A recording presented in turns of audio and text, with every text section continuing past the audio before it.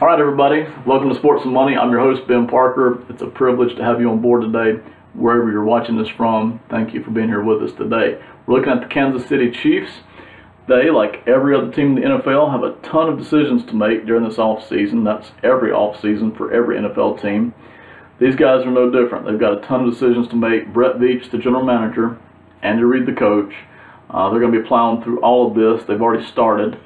They've already cleared some cap space out by letting Ron Parker go, by letting Derek Johnson go. They've cleared out a little over $10 million in cap space already. You won't see that on this board, but they've already cleared out some of that right off the bat. They've already let Alex Smith go as well, and they're going to keep Patrick Mahomes as their starter for next season in only his second year. So the Chiefs are in what is known as a soft rebuild. They're not tearing the team down. They're not ripping the roster apart. What they are doing is trying to take the team in a new direction, and by making several major changes at quarterback, on defense. You're going to see a lot of things at both of those areas, quarterback and defense. Now, they expect to win next season, and they expect to win big next season. This is not looking down the road 3 or 4 years. This is next year. The Kansas City Chiefs are hoping to compete for the top AFC spot again, even though they've made some very serious changes and probably going to be making any more. So in a soft rebuild, you're going to see right here the top 10 highest paid players for the Chiefs. And we'll dig into that in just a minute and look at some of the decisions the Chiefs have to make. Keep in mind, there's a lot more players on the roster for the Chiefs than just these 10 guys. And those decisions that they're going to make with all those other lesser paid players can be just as important to winning the football games or a Super Bowl as the decisions they make here. But there are 3 major differences. Number one, with the lower paid players that the Chiefs have, and they are all making under $4 million. Besides these 10, everybody else on the Chiefs roster has a cap hit of lower than $4 million next year. As a matter of fact, other than Patrick Mahomes, every other Chiefs player has a cap hit of less than $3 million as currently constructed. So either those players are so inexpensive that you might as well keep them on the team as part of the continuity, as part of keeping things going, that already know the system, or they are so cheap that the dead cap created by cutting them or trading them is so insignificant as to almost not be a problem at all, unless you're just cutting a ton of players like that. So when you're dealing with those players under $3 million level, under $4 million level, it's less of a financial decision than it is a football decision. You can really just focus on football. Does this player fit our football team? Is he helping us? Or can we just find somebody else to replace him? When you move up to this level of player right here, the 5, 6, and for Justin Houston, the $20 million category of player, it is not just a football decision anymore. That's where the salary cap really starts to hit. That's where you have to really take a hard look at the financial side of things. You may have a player that you absolutely love and that you would absolutely like to keep on your team, and every other team in the NFL might like to have him as well. But if the cap number is just too high, or if you've got too many other areas on the team that you need to address, then letting somebody go, even though you love them to death as a football player, might be your only choice. We're going to look at that in just a second for these guys, but keep that in mind, the difference between the lower paid players under $4 and $3 million, and that's most of NFL rosters, versus these higher paid guys that the Chiefs and every other team in the NFL have. Let's start on the offensive side. We're going to go through and look at some of these cap numbers. Here on the offensive line, you've got Eric Fisher at left tackle, hauling in $13.9 million. We're going to look at a lot of numbers today, and I apologize. I'm going to throw a lot of numbers at you. I'll try to keep you organized and keep it making sense. Eric Fisher, $13.9 million. That's a big cap hit. It's the 5th highest paid left tackle in the game at the moment. It's not a horrible number. It's not a terrible number for left tackle. You're going to pay a lot of money. Mitchell Schwartz over at right tackle. Again, even at right tackle, you're going to pay a good bit of money to keep guys. His cap number is not bad at 7.7. Down here at Tardif, you have $5.4 million at guard. That's not an inordinate amount of money to be spending on an offensive line by the time you add the other 2 offensive linemen. Do you have a good bit of cap space tied up in there? Yes, but you have to. Offensive linemen tend to take a while to season. You don't get as good a deal on offensive linemen during their rookie contracts as you do other players at other positions. They just tend to take longer to develop, longer to really hit their stride as a full NFL player. You're going to see this, and this is very normal for the Chiefs. Matter of fact, you're not going to see this change. All three of these players, it would cost either as much to cut them as it would to keep them, or you might actually even be losing money to cut them. Your dead cap space might be worse than what you're paying them for next season for all three of these players. So those aren't bad numbers, and they're not going to change because the contracts, the dead cap hits, just don't necessitate any change at all. You move over still on the offensive side of the ball down here, you have tight end Travis Kelce. Has serviced the Chiefs very well. He's got a pretty stout cap number of 9.9. That's not horrible. It's high for a tight end. It's number 4 for tight ends in the NFL right now. That will change during this free agency period, of course.